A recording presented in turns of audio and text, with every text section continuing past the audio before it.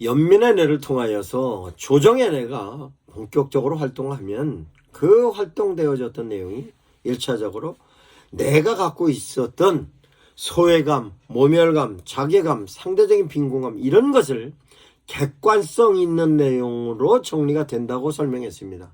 그 다음은 놀랍게도 내 스스로의 삶에 대한 자세가 바뀝니다. 그 자세는 내가 정해놓은 목표를 실제적으로 그 목표에 관련된 내용으로 행복할 수도 있고 불행할 수도 있습니다. 그런데 내가 갖고 있는 삶의 목표를 높이 잡아놓으면 그 높이 잡아놓은 목표를 못 이루었을 때는 행복감이 떨어집니다. 그러나 그 연민의 뇌의 에너지를 통하여서 계속 에너지가 충전이 되면 조정하는 데 대해서 창의력과 추진력이 생겨서 그 내용을 점점 경험하니까 즐거움이 계속 생기는 겁니다. 그러면 즐거움이 생기는 것으로서는 내가 스스로 황금률에 의해서 판단하게 되는 것입니다. 황금률은 내가 주는 것만큼 행복감을 느끼는 겁니다. 즉 내가 주면 상대방도 나에게 주는 것이 황금률입니다. 그러면 내 스스로가 하나님의 말씀을 순종하는 모습으로 내가 할 수 있습니다. 왜 그러냐?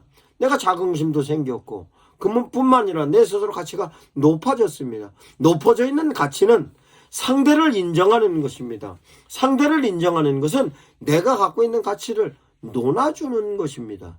그러면 논아주는 가치는 내가 갖고 있는 것은 논아주는 것을 성경에는 겸손이라고 얘기합니다. 상대방을 높여주고 나를 낮춰주는 것으로 그 내용이 나에게 겸손으로 나타나므로 그 겸손에 관련된 내용은 성도들과의 관계성, 성도들이 주변 사람들과의 관계성 이런 부분에 있어서 삶의 자세가 완전히 바뀌어져서 그 사람들이 나를 보는 면에 있어서 달리 보고 달리 보는 나는 내 스스로가 그런 사람들을 향하여서 존재로서의 가치감이 높아지는 것입니다. 그런 의미를 사람들이 느끼기 때문에 봉사도 하기도 하고 뿐만 아니라 그런 부분을 느끼기 때문에 남들을 돕는 사람으로 경제적인 도움도 아니면 현장에서의 도움도 이런 것을 느끼면서 스스로 행복감을 찾게 되는 것입니다. 이 내용은 예수님께서 뭐라고 말씀하셨느냐? 온유한 자는 복이 있나니 저희가 땅을 기업으로 얻을 것이요 라고 내 삶을 가치 있는 삶으로서의 행복감을 느끼게 해주는 나로 그 말씀이 바로 예수님의 말씀입니다. 예수님은 끊임없이 말씀하십니다. 이 내용을 받으시기 바랍니다. 그러면 이 생각을 하는 순간부터 나는 행복감의 엔돌핀이 나오기 시작하는 것입니다. 그런데 이에 있어서도 참으로 놀랍게도 하나님께서 겸손함과 함께 좋다. 그럼 내가 살아가는 삶에 있어서 어떤 목적을 갖고 살아가느냐에 대한 내용으로도 깨달음을 주십니다. 그것은 연민의 내에 즐거움을 느끼는 것인데 연민의 내용을 목적으로 삼으면 재미가 없는데 즉 연민의 내용을 목적으로 삼으면 그 목적을 통해서 흥미를 느끼지 못합니다. 그런데 중요한 것은 내가 그 목적에 관련된 내용을 예수님의 말씀에 관련된 내용으로 목적을 삼으면 연민의 뇌는 활동을 합니다. 즉 내가 이웃을 사랑해야지, 내 몸처럼 사랑해야지 라고 하면 내 이웃을 내 몸처럼 사랑해야 된다는 조정의 뇌를 통하여서 이웃을 사랑하는 데 대한 것으로 관계를 유지합니다. 그런데 거기에는 놀랍게도 내가 이웃을 사랑하는 데 대한 내용으로 관계성으로 내 가치가 상대방에 전달이 됩니다. 그러면 저 사람이 황금률로 나에게 반응되어져서 오는 모습이 나에게 연민의 뇌로 흥분을 갖게 하는 것입니다. 이와 같은 내용이 예수님께서 말씀하십니다. 예수님의 말씀을 통하여 내 이웃을 네 몸같이 사랑하라. 고아와 과부를 돌보는 것 같이 고아와 과부를 돌봐라. 이와 같은 모든 내용이 어린아이에게 하나 베푸는 것이 나에게 베푸는 것도 같아. 이와 같은 데 된 내용은 목적성을 내가 갖고 있는 소유적인 목적, 내가 갖고 있는 위치적인 목적이 아니라 내 스스로 가치를, 내 스스로 목적성을 남에게 맞추고 그 남에게 맞춤으로 말미암아 하나님의 놀라운 뜻이 만들어지는 것에 목적성을 가지면 그로 인하여 엄청난 행복을 느낄 수 있는 것입니다. 이 내용이 교회에서 끊임없이 성도들을 향하여 제시하는 말이고 그 말씀이 목사님의 설교를 통해 나타나왔고 성경에서 끊임없이 제시하는 데 대한 내용이 이와 같은 데 대한 내용이고 이것이 예수님께서 복음서에서 끊임없이 우리에게 제시하셨던 말씀입니다. 이 내용을 다시 또한 어떻게 하여야 실제적으로 행복감을 느끼는 연민의 표현인가에 대한 내용입니다. 상대방에게 타인으로서 연민의 표현은 간접적이고 은유적인 표현으로 할 때 행복합니다. 즉 내가 내 스스로의 행복감을 느끼는 것으로 남이 나한테 직접적으로 칭찬을 해주고 표현을 하면 뭔가 어색합니다.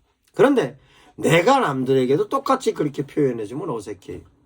근데 어떻게 표현을 해주면 상대방이 행복한가? 그 행복감이 나에게 다시 와서 연민의 에너지적인 면으로서 충전이 되는가?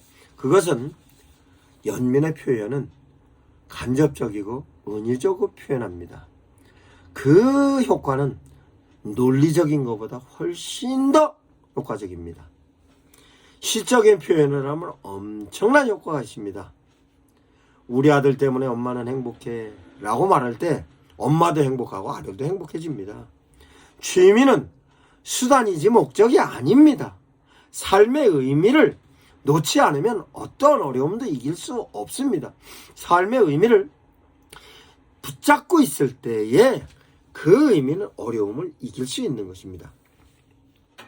삶의 의미는 위로는 하나님으로부터 내 의미를 찾는 것이고 아래로는 내가 내 가치를 이웃과 관계로서의 찾아가는 것입니다.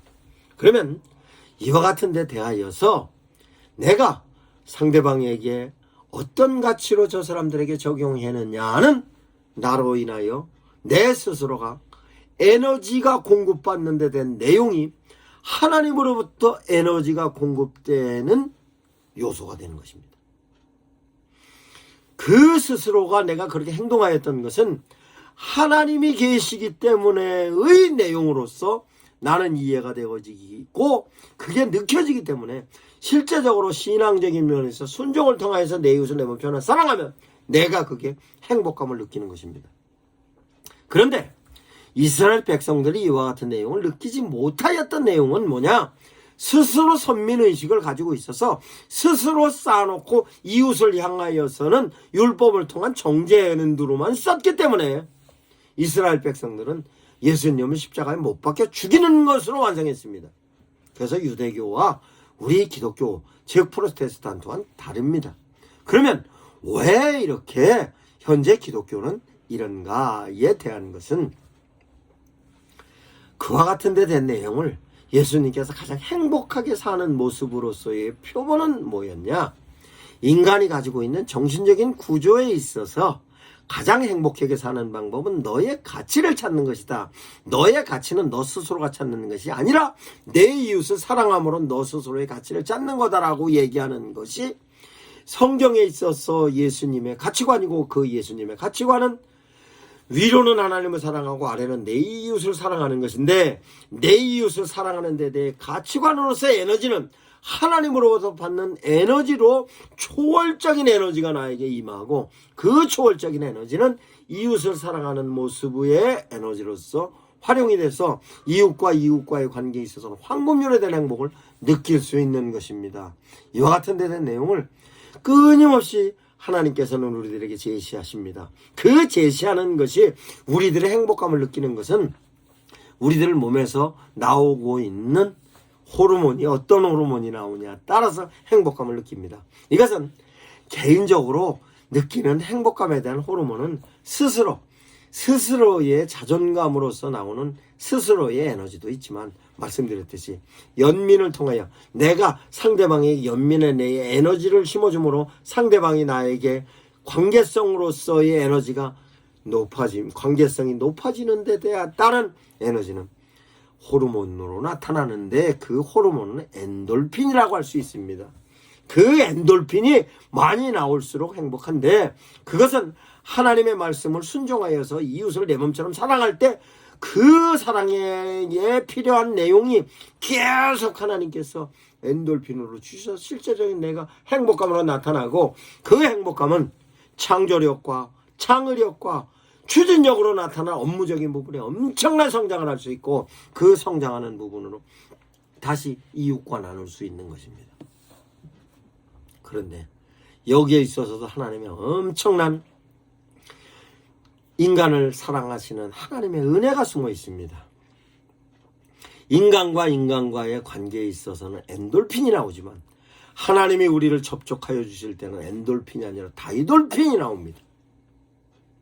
즉 다이돌핀은 엔돌핀의 4000배의 효력이 있는 것입니다. 그 내용은 내가 하나님의 일을 수행하는 데 있어서 하나님의 전적인 에너지가 필요하고 그 전적인 에너지를 통하여서 하나님의 일을 해야겠다는 믿음의 확신을 갖고 움직이면 초월적인 하나님께서 실존적인 나를 붙잡아줄 때의 하나님과 관계성을 내가 경험적으로 느끼면 사람들은 엄청난 초월적인 능력이 발휘가 되는 것입니다. 이것은 하나님이 인간에게 주시는 엄청난 에너지고 은혜입니다. 이것은 신윤사로 나타나여 사람들을 향하여 기도해 줄 때 하나님께서 초자연적인 역사로 나타나게 하여 주는 은혜를 나는 하나님의 기능적인 부분에 있어서 저 사람을 위해서 메신저로 기도하는데 저 사람은 그와 같은 때 하나님의 초자연적인 관계가 하나님께서 타치해 주었을 때는 4000배의 엔돌핀을 통하여서 이 우리 몸속에 있는 부정적인 요소가 싹 태워지는 모습으로서의 내용입니다. 그래서 하나님을 초자연적으로 경험했던 사람들은 암이 낫다는 사람이 있습니다. 불치의 병이 낫다는 사람이 있습니다. 이와 같은 데 대한 내용은 하나님께서 인간들이 자생적인 능력의 선물로 하나님께서 은혜를 주신 것이고 그것은 하나님께서 타치할 때 만들어지는 요소입니다. 이와 같은 데 대한 내용을 목사님들께서 설교에 있어서도 양육에 있어서도 전도에 있어서도 효과적으로 이해하시고 적용하시면 엄청난 놀라운 하나님의 에너지가 목사님들 향해서 발휘될 겁니다.